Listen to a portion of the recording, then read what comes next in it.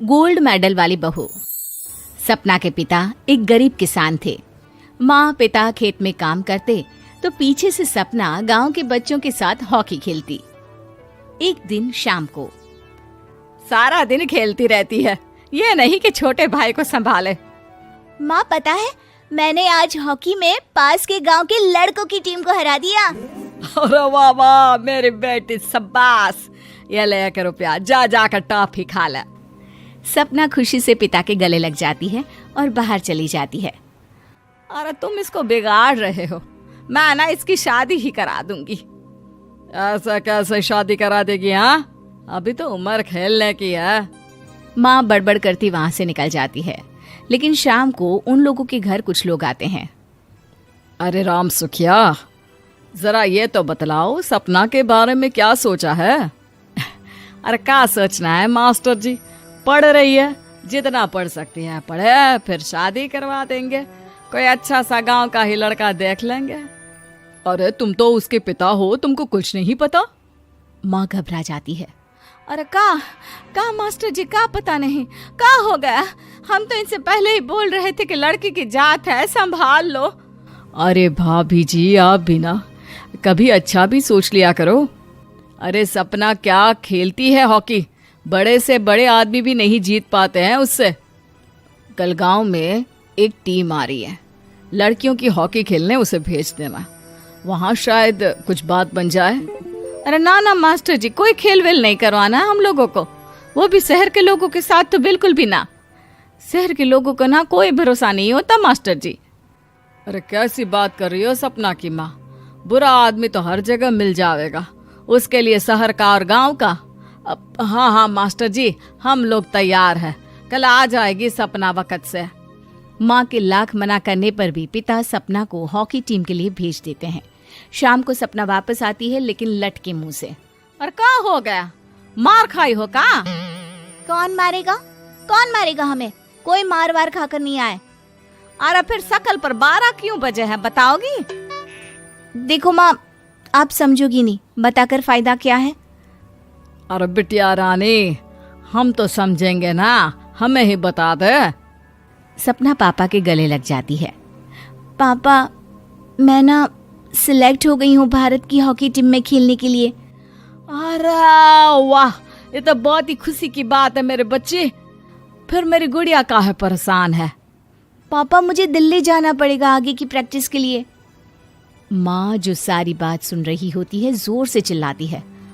एक पैसा नहीं है मेरे पास, समझे? कुछ नहीं दूंगी। शादी के लिए लड़का फाइनल भी कर दिया है, कल्ले का बेटा, वो शादी कर लेगा तुमसे। सपना पिता की ओर देखती है। अरे देख सपना, खेलने दिल्ली जाना है तो सिर्फ इसी शर्त पे कि आकर कल्ले से बेटे से चुपचाप शादी कर लेगी, बोल। अरे ठीक है ना, कल्ले का बेटा तो बहुत ही समझदार है, सरकारी नौकरी है उसकी, मान गया वो तो सपना शादी कर लेगी। सपना भी धीरू, जो कि कल्ले का बेटा था, उसे जानती थी। वो मन ही मन सोचती है कि शादी तो वैसे भी होनी है, लेकिन माँ की ये शर्त मान गई तो जीवन जीने का एक मौका तो जरूर मिलेगा। हाँ, मुझे मंजूर है। हाँ, तो कल मैं उन लोगों को बुला लूं? पिता और सपना दोनों एक दूसरे को देखते हैं। अब माँ ठीक है ना, बुलाने की क्या जरूरत है, वो लोग पसंद कर रहे हैं ना मुझे, वही ठीक है। बस आप तो मेरा दिल्ली का बैग पैक कर दो। सपना दिल्ली जाती है, दिल्ली टीम के लिए खेलने के लिए।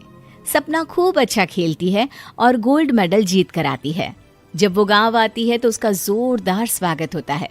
हर कोई सपना सपना चिल्ला रहा होता है। और सपना के पापा, तुम्हारी बेटी ने तो गांव का नाम रोशन कर दिया है।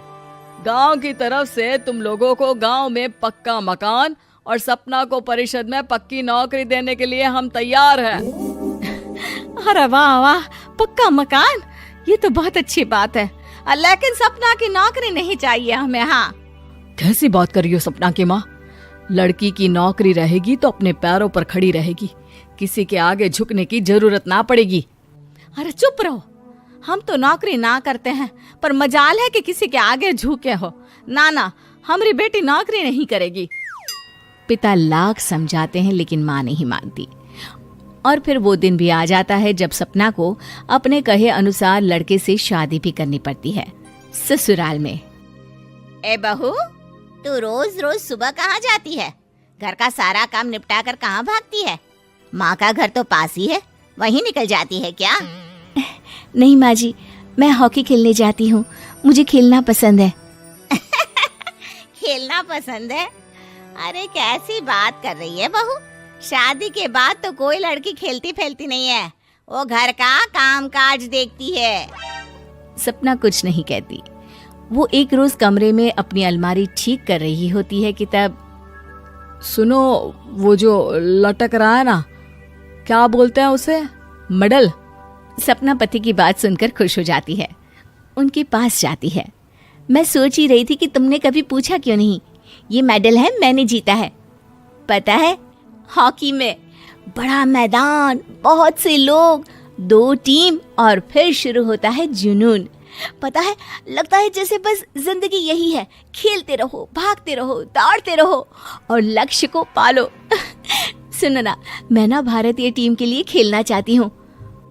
माँ, यहाँ तो आ जरा।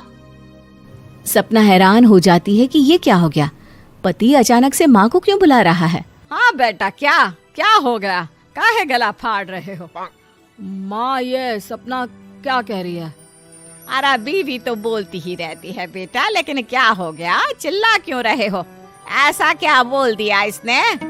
माँ ये बोल रही है कि इसको खेलना है भारतीय टीम के लिए। सपना डर जाती है।